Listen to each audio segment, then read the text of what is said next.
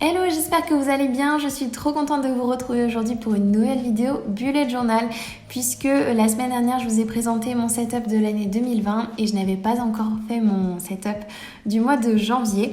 Donc voilà, je me lance aujourd'hui avec vous, surtout que c'est vraiment une vidéo plan with me cette fois-ci puisque j'ai tout fait au crayon de bois avant pour pouvoir compléter et tout repasser au fur et à mesure avec vous aujourd'hui. J'espère vraiment que ça va vous plaire. Pour vous parler en premier du thème que j'ai choisi, je voulais vraiment faire quelque chose autour des cartes de tarot. C'est quelque chose que je voyais beaucoup sur Pinterest en ce moment.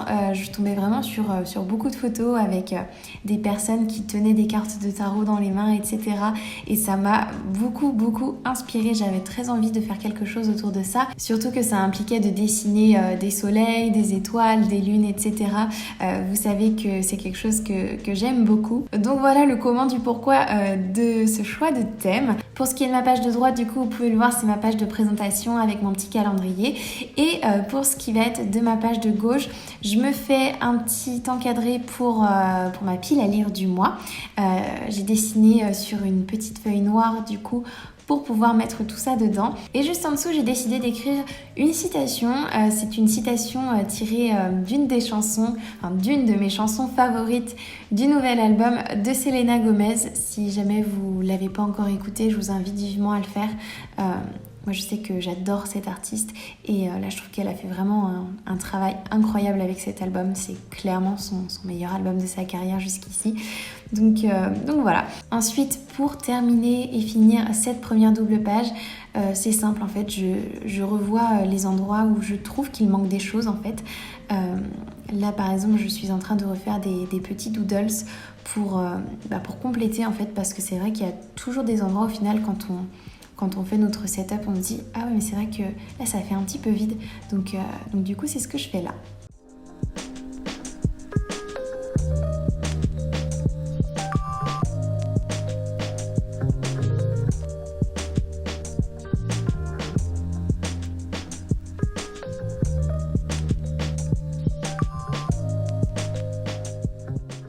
Allez, on passe à la deuxième double page de ce setup du mois de janvier.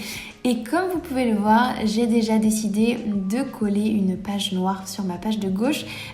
C'est ma page dédiée à mon mood board du mois. Vous êtes habitués maintenant à me voir faire ce mood board depuis quelques mois. Et voilà, en 2020, j'ai décidé de ne pas lâcher parce que j'aime vraiment beaucoup faire ce mood board. Là, j'ai décidé de le faire sur une page noire parce que mes photos étaient assez claires et du coup, ça ressortait vraiment très bien.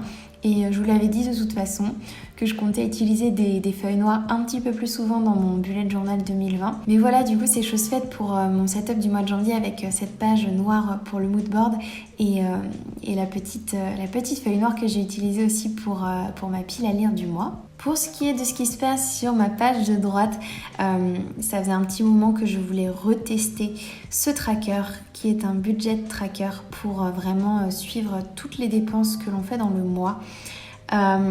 C'est vrai que j'avais testé une fois, mais en fait j'avais pas testé ça sérieusement et du coup pour ce mois de janvier j'ai eu envie d'en refaire un qui prenne vraiment une page complète pour pouvoir vraiment le tester comme il faut et du coup depuis le début de la semaine là j'ai vraiment rempli toutes mes dépenses et ça fonctionne plutôt très bien. Je divise du coup mon tableau en 3 parties. En premier la date, ensuite la description de ce que j'ai acheté et enfin le prix.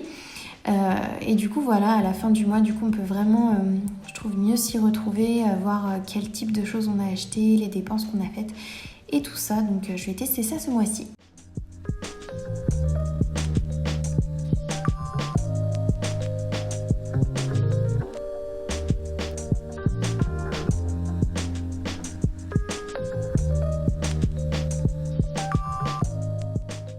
Et pour en finir avec ce setup du mois de janvier, je passe à la disposition de mes semelles et sans aucune surprise, j'ai repris ma disposition que j'ai prise ces derniers mois puisque comme je vous l'ai déjà dit je ne sais combien de fois, ça fonctionne très bien pour moi. Du coup, tout en haut, on retrouve mon petit calendrier, ma to-do list, mon tracker de sommeil. J'adore traquer mon sommeil, c'est vraiment devenu une vraie habitude de le faire. Ensuite, il y a mon tracker d'habitude avec vraiment les choses que je veux traquer au cours de ma semaine. Et enfin, il y a tous les jours de ma semaine avec dans le petit coin mes petites notes.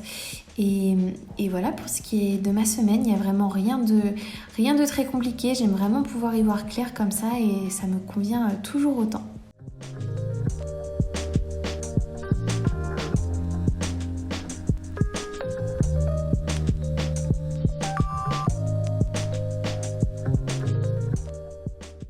Et voilà pour mon setup complet du mois de janvier 2020. J'espère vraiment que ça vous plaît, que ça pourra vous inspirer à faire le vôtre.